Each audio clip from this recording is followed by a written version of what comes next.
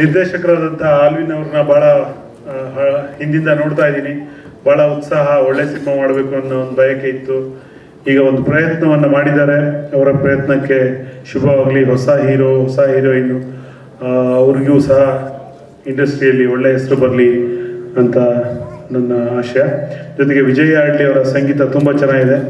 ಎಲ್ಲ ಹಾಡುಗಳು ಚೆನ್ನಾಗಿದೆ. ನನ್ನ ಹಾಡಲ್ಲಿ ನನಗೆ ಈ ಹಾಡು ಬರೆಯೋಕ್ಕೆ ನಿಜವಾಗ್ಲೂ ಖುಷಿ ಆಯಿತು. ತುಂಬ ನಮಗೆ ತೃಪ್ತಿ ಆಗಬೇಕು ಬರೆದವರಿಗೆ. ಕೆಲವರಿಗೆ ನಾನು ಬರ್ತಾ ಆಹಾ ಅನಿಸ್ಬೇಕು.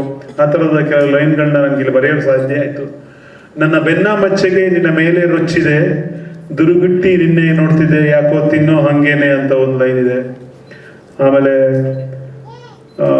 ಉದ್ಯಾನವನದಲ್ಲಿ ನೀ ಹೋಗಬೇಡವೇ, ಹೂವೆಲ್ಲ ನಿನ್ನ ಹಿಂದೆ ಎದ್ದು ಬತ್ತಾವೆ ಅಂತ ಒಂದು ಲೈನ್ ಇದೆ. ಆ ಥರದ್ದು ಕ್ಯೂಟ್ ಲೈನ್ಗಳನ್ನ ಈ ಹಾಡಲ್ಲಿ ಬರೆಯೋಕ್ಕೆ ಸಾಧ್ಯ ಆಯಿತು. ಸಿಂಗರ್ಗಳು ಚೆನ್ನಾಗಿ ಹಾಡಿದ್ದಾರೆ.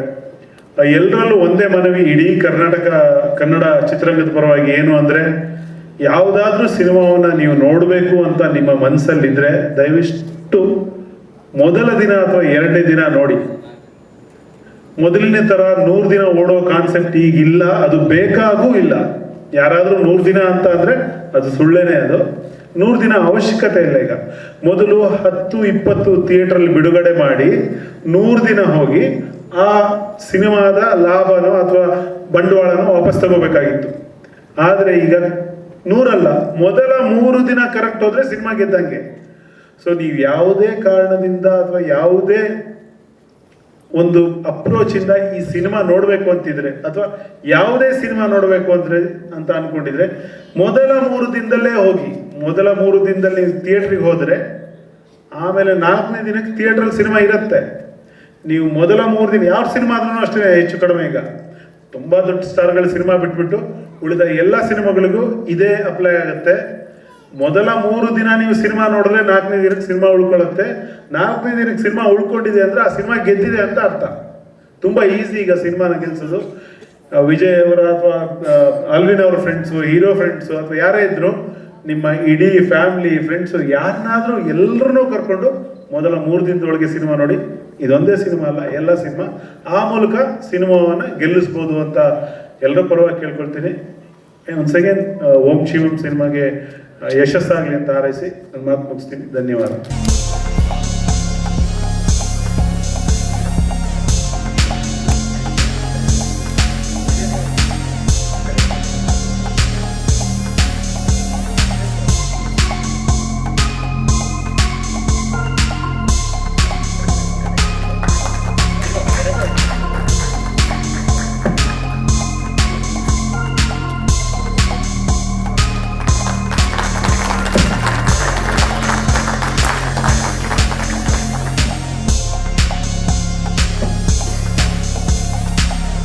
ಸ್ವಾದಿಷ್ಟತೆಯ ಸ್ವಾದ, ತಾಜಾತನದ ಆಹ್ಲಾದ, ಉತ್ತಮ ಆರೋಗ್ಯ ಮತ್ತು ಹೆಚ್ಚಿನ ರೋಗ ನಿರೋಧಕ ಶಕ್ತಿಯ ವೃದ್ಧಿಗೆ ಈಗ ನಿಮಗೆ ಸಿಗುತ್ತಿದೆ ಉತ್ತಮ ಗುಣಮಟ್ಟದ ಪೌಷ್ಟಿಕಾಂಶ Shri Vaidik millet health mix. ಇದು ಸಿರಿಧಾನ್ಯಗಳ ಸಂಪತ್ತು.